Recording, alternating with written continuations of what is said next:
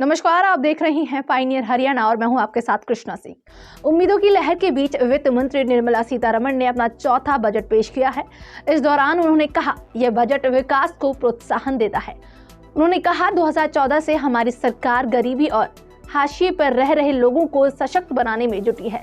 लोगों को सरकार रोजगार देगी। लेकिन पेश हुए इस बजट में आम आदमी फिर एक बार निराश हुआ है, क्योंकि इस साल भी टैक्स स्लैब में कोई बदलाव नहीं किया गया है। आरबीआई डिजिटल करेंसी लॉन्च करेगी, पर निवेश के पॉपुलर जरिए क्रिप्टो करेंसी से होने वाली कमाई पर 30% टैक्स लगा दिया गया है। आइए हम आपको बता रहे हैं कि बजट से जुड़ी कुछ अहम बातें। फाइनेंस मिनिस्टर ने बजट पेश करते हुए कहा कि सबसे पहले मैं उन लोगों के लिए संवेदना जाहिर करती हूं जिन्होंने कोविड महामारी में परेशानी झेली। हम आज़ादी का अमृत महोत्सव मना रहे हैं और ये अमृत काल का बजट है जो अगले 25 साल की बुनियाद रखेगा। आज़ादी के 75 साल से 100 साल तक ब्लूप्रिंट पेश कर रही हूँ। महामारी से प्रभावित हुए किसान, छोटे मंझोले व्यापारी और टूरिज्म सेक्टर को भी स्पेशल पैकेज की ऑक्सीजन की आस थी।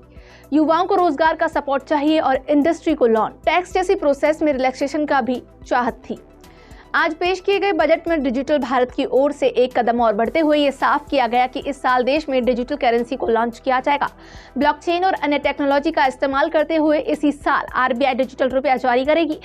इससे इकोनॉमी को बहुत ज्यादा बढ़ावा मिलेगा। वहीं क्रिप्टो करेंसी से होने वाली कमाई पर 30% का टैक्स लगाया जाएगा।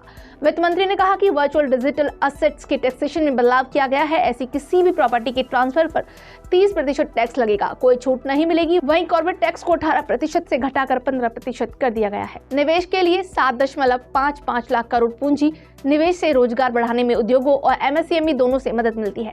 महामारी के असर से बाहर निकालने के लिए जरूरी है निजी निवेशकों की क्षमता बढ़ाई जाएगी।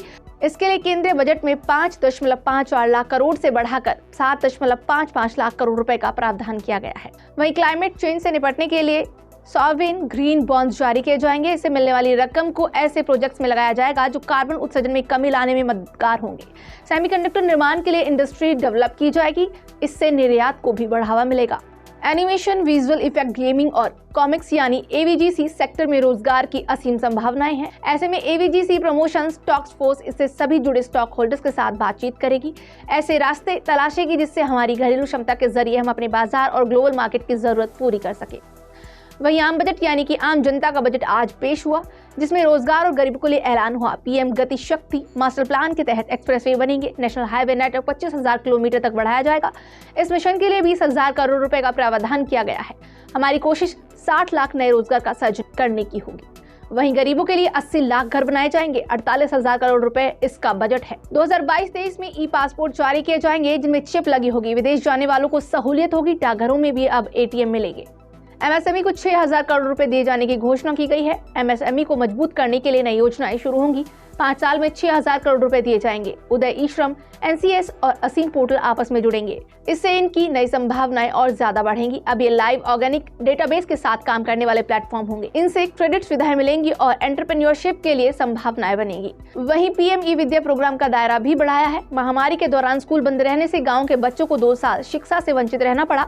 पीएम ई विद्या के तहत ऐसे बच्चों के लिए एक क्लास, एक टीवी चैनल प्रोग्राम के तहत अब चैनल 12 से बढ़ाकर 200 कर दिए जाएंगे। ये चैनल क्षेत्रीय भाषाओं में होंगे। व्यावसायिक शिक्षा को बढ़ावा देने के लिए तकनीक की मदद की ली जाएगी। एक डिजिटल यूनिवर्सिटी की स्थापना भी की जाएगी। भारत सरकार का सबसे बड़ा सेक्टर रेलवे को भी कुछ सौगात दी गई है। 400 नई जनरेशन की वंदे भारत ट्रेनें अगले 3 साल के दौरान चलाई जाएंगी।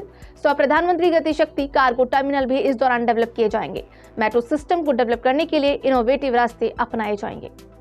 एमएसपी का भुगतान सीधे किसानों के खाते में किया जाएगा। गंगा के किनारे के 5 किलोमीटर के दायरे में आने वाली जमीन पर ऑर्गेनिक खेती को बढ़ावा दिया जाएगा। खेती की जमीन के दस्तावेजों का डिजिटलीकरण होगा। राज्यों को एग्रीकल्चर यूनिवर्सिटी के सिलेबस बदलने को कहा जाएगा ताकि खेती की लागत को कम किया जा सके। फल और सब्जियों की उन्नत किस्म अपनाने वाले किसानों की मदद के लिए राज्यों के साथ मिलकर काम करेंगे।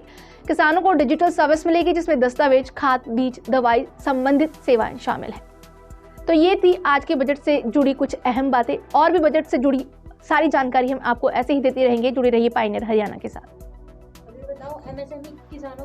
राष्ट्रीय समाचार पत्र पायनियर हरियाणा पढ़ने के लिए डाउनलोड करें हमारी वेबसाइट पर प्रकाशित ई-पेपर। दिन भर की तमाम छोटी बड़ी खबरें देखने के लिए सब्सक्राइब करें हमारे YouTube चैनल को। वीडियो को लाइक, शेयर और कमेंट करना न भूलें।